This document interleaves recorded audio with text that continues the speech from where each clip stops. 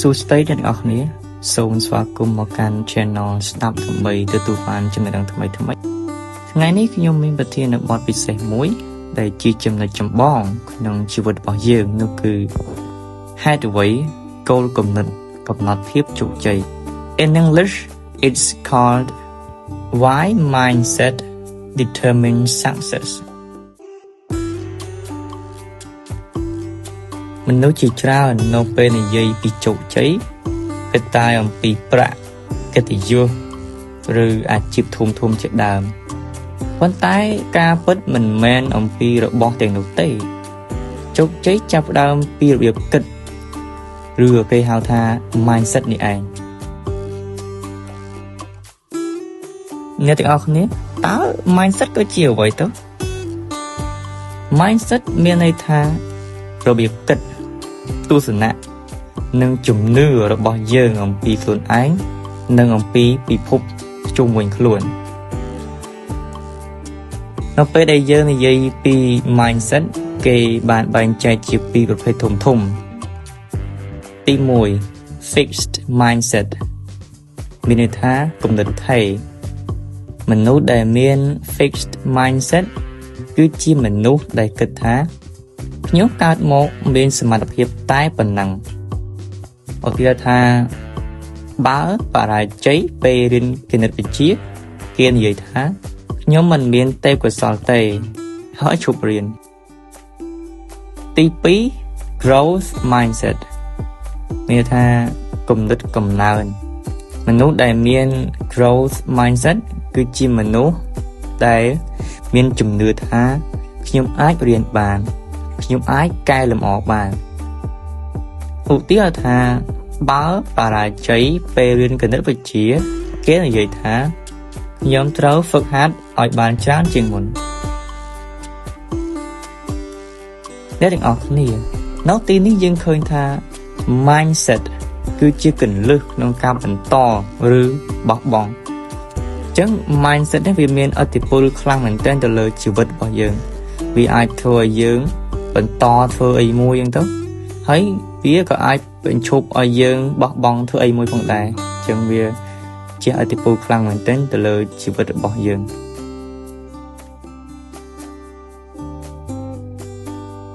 តើអ្នកទាំងអស់គ្នាដែលធ្លាប់សួរខ្លួនឯងទេថា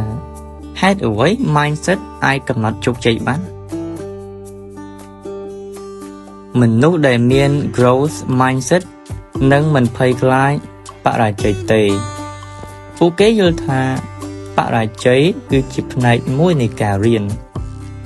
តាមការសិក្សារបស់ Stanford University Professor Carol Dweck បានបង្ហាញថា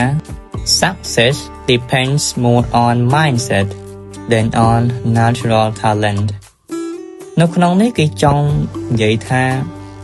ជោគជ័យអាស្រ័យលើគំនិតច្រើនជាងសមត្ថភាពធម្មជាតិ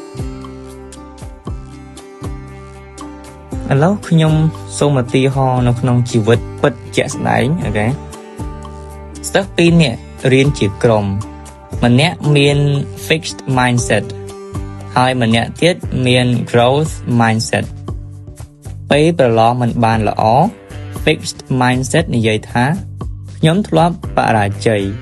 ហើយខ្ញុំមិនអាចបានលទ្ធផលល្អទេតែចំណែកឯ growth mindset គេនិយាយថាខ្ញុំនឹងសាកល្បងម្ដងទៀតនិងស្វែងរកវិធីសាស្ត្ររៀនថ្មីនេះហើយអ្នកនរគ្នាគឺជាផលប៉ះពាល់ធំធេងណាស់ទៅលើអនាគតរបស់យើងអញ្ចឹងណាអញ្ចឹង mindset មិនធម្មតាទេឥឡូវបើយើងក៏លើកមកមើលនៅក្នុងប្រទេសកម្ពុជាយើងជាក់ស្ដែងយើងឃើញថាមានមនុស្សជាច្រើនចាប់ផ្ដើមពីសូន្យមិនអញ្ចឹងទេពួកគេប្រឈមមុខនឹងការលំបាកជាច្រើននៅក្នុងជីវិតរបស់ពួកគេដូចជាអត់មានលុយអស់សង្ឃឹមអីជាដើមអញ្ចឹងណាប៉ុន្តែដោយសារតែពួកគេមាននៅអា growth mindset ហ្នឹងពួកគេអាចឈានទៅដល់ជោគជ័យបានក្រៅពីនៅប្រទេសកម្ពុជាយើងមានបណ្ដាប្រទេសផ្សេងទៀតអូខេដែលមានបុគ្គលជោគជ័យជាច្រើនឥឡូវខ្ញុំសូមលើកឧទាហរណ៍មួយចុះ One good example is Jack Ma the founder of Alibaba ចឹងយើងនិយាយទៅមួយ Jack Ma គាត់គឺជា founder of Alibaba អូខេយើងដឹងថា Jack Ma was rejected from many jobs even KFC but he said if you don't give up you still have a chance giving up is the greatest failure នៅក្នុងសម្ដីរបស់គាត់ណាគាត់ចង់មានប្រសាសន៍ថាបើអ្នកមិនបោះបង់អ្នកនៅតែមានឱកាសការបោះបង់គឺជាការបរាជ័យធំជាងគេអញ្ចឹងពាក្យសម្រង់នេះបង្ហាញឲ្យច្បាស់ថា mindset គឺជាដើមចម្បងនៃជោគជ័យ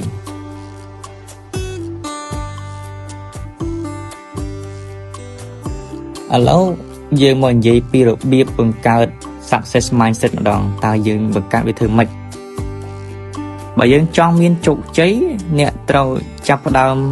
បង្កើតគំនិតឲ្យត្រឹមត្រូវអ្នកអាចធ្វើបានតាមជំហានទាំងនេះទី1គឺយើងត្រូវចេះស្រមៃពីអនាគតឬក៏គេហៅមួយយ៉ាងថា visualization ជាងគេឲ្យយើង imagine your success every day សម័យថាអ្នកសម្រេចជោគជ័យ